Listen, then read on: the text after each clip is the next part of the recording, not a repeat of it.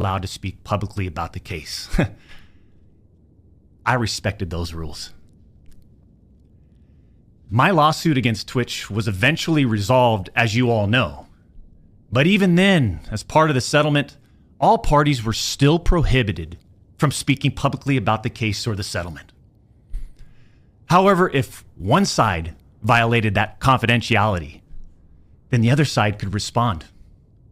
And again, champs, I respected all the confidential obligations. But apparently Twitch's own disgruntled employees didn't feel the need to abide by those same obligations. Cody Connors, ex-Twitch employee, wasn't even involved, leaks Twitch's reported reason. Years later, Cody, why do this? What was the point? This was settled professionally. And you, knowing how black and white the internet is, you decided, you fucking rat, to leak the reported reason Twitch banned me in 2020. I mean, for what? Cody, why?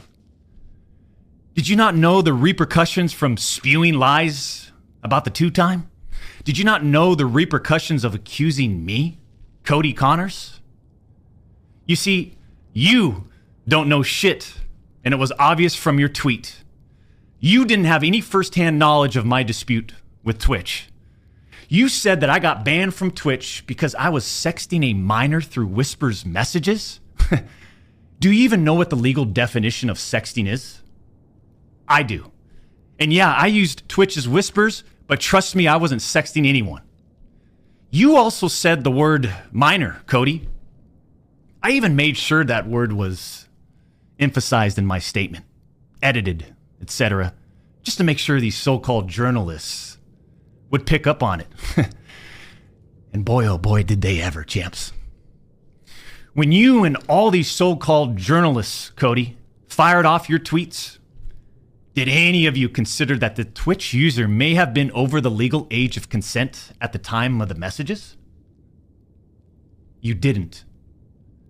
Neither did any of these journalists, and neither did Twitch at the time of the ban. You also tried to tell the world that I was trying to meet up with this user at TwitchCon, but you're wrong. Let's set the record straight. I never intended to meet this user ever. We never made plans to meet at TwitchCon or anywhere else, and in fact, we never met in person ever. Your bullshit accusations gave false courage to other former Twitch employees to make shit up as well. I suspect all of you sort of planned and coordinated this attack. These big-time publications, these journalists, these various outlets are sort of just gossip channels now, don't you think, champs? They act like they're just gossip channels now, without any real journalism and real research happening. They report on all this based on leaks from two former Twitch employees, one of whom was supposedly on the trust and safety team. If these anonymous sources worked on the trust and safety team at the time of my Twitch suspension in 2020, then you would hope they would tell the truth. But apparently that's just too much to ask. If these former trust and safety team members, and by the way, I know exactly who they are, actually had firsthand knowledge, then what they conveniently left out is, 1, Twitch's trust and safety team, the same employees that decided to ban me, internally admitted that the Whisper messages were not sexting. And 2, Twitch's trust and safety team, the same employees that decided to ban me, internally acknowledged that the Whispers did not constitute child sexual abuse material CSAM. I'll say it again. Neither I nor the Twitch user exchanged any sexual graphic messages or images.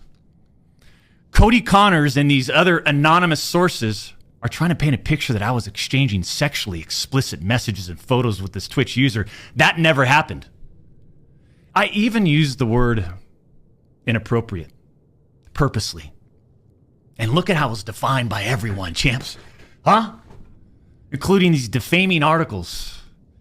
I'm sorry, but mutual bantering with inappropriate jokes taken out of context should have never led to me getting banned from Twitch in the first place. I mean, how would each of you look if all of your private DMs, your text messages, your chats were looked at, dissected, and taken out of context by someone who's deliberately trying to find something inappropriate in those words? And this is not a situation where a victim publicly accuses someone of wrongdoing. That never happened here. We're talking about allegations that Twitch made against me as a half-baked reason for justifying their actions of suspending and shutting down my channel. Allegations that Twitch made without even a legal analysis of whether the whisper messages were legal. You see, I engage with my community. I engage with other streamers. And through Twitch Whispers, I communicate with Twitch users.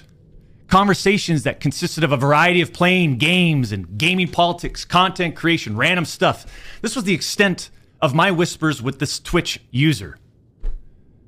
On June 21st, 2020, my ex-Twitch partner manager learns that I exchanged whispers with the Twitch user.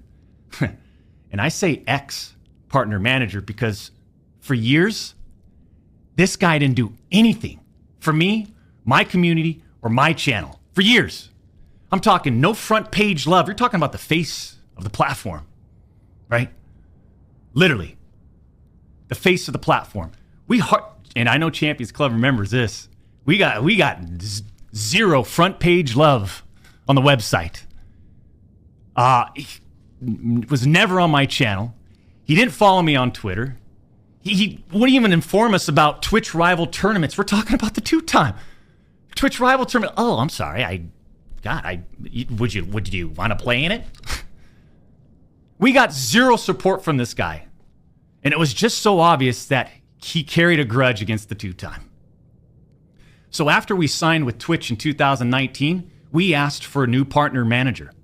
And just a few months later, that ex-Twitch partner manager is directly involved with getting me banned. Coincidence?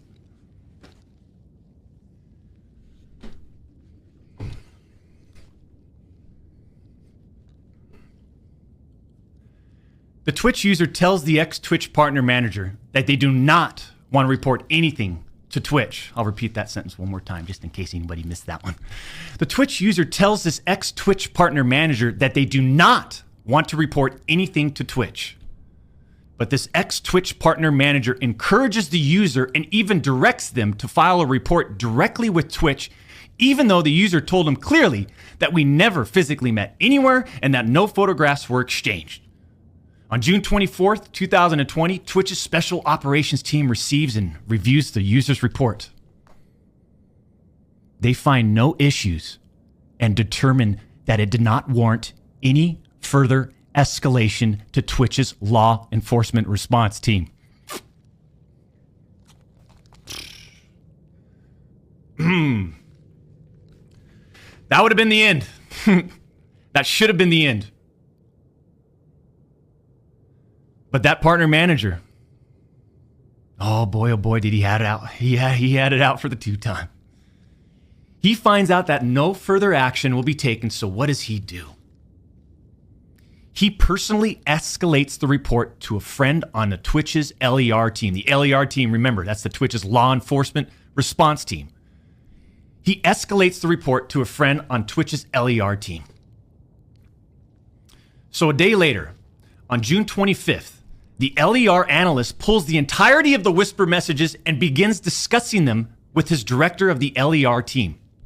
Mind you, this director is on vacation at that time and does not have access to their computer or work files. Let me just remind you, I went through a multi-year, big-time arbitration, okay? And, you discover a lot of stuff. Mind you, this director is on vacation at that time. The LER analyst cherry picks and sends a few targeted excerpts out of context from the whisper messages to this director. Now, if you do this, you can make anyone's messages look inappropriate, even when they aren't. Within less than 1 hour, this LER analyst and his director have made the decision to suspend me from Twitch. Twitch submits a report to NCMEC. You guys all read those little articles, huh? The NCMEC. Twitch submits that report. The National Center for Missing and Exploited Children. Guess what? As far as I know, and over 4 years have passed, they didn't do anything with the report. As far as I know, they didn't escalate Twitch's report to law enforcement. Mind you, the same people that made this decision admit internally that the messages did not constitute sexting. The same people that made this decision at Twitch admit internally that the messages did not warrant any child sexual abuse material charge. Twitch makes this decision to terminate my contract and ban me while admitted they did not perform any legal analysis of whether the messages exchanged were illegal in any way. Twitch makes this decision to terminate my contract and ban me while admitting that they never investigated the age of consent in the jurisdiction where the user's messages were sent and received. Twitch makes this decision to terminate my contract and ban me without ever interviewing me, the user, or any other third party, including the partner manager. It's fucking unbelievable!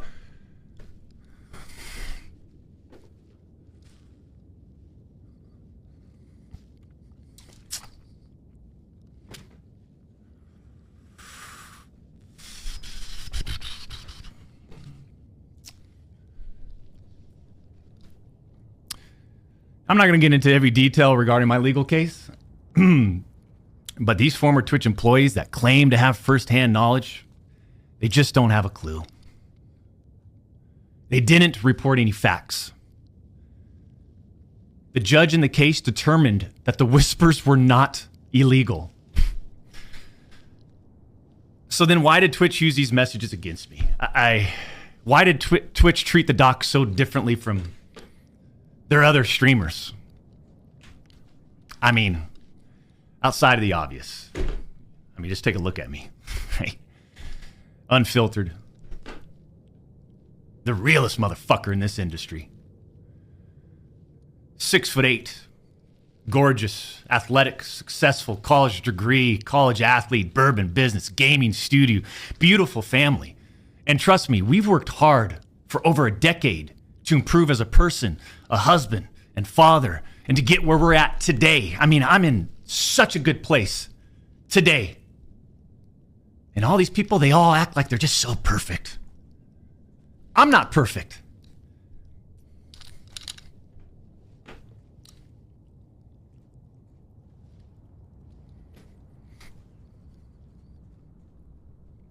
I don't claim to be perfect. Sometimes I do. But I also didn't do all the shit that they're saying I did. But then that doesn't make a story, right? They wanted media attention. The media wants controversy. And by sensationalizing all of this with big, inaccurate headlines like sexting and sexually explicit, you all got what you wanted at the expense of the tube time. The reality is, they wanted to cut down the doc. Plain and simple. Take a look at some of these horrendous acts of Twitch streamers that were never banned. I've got some examples right here. Example number 1.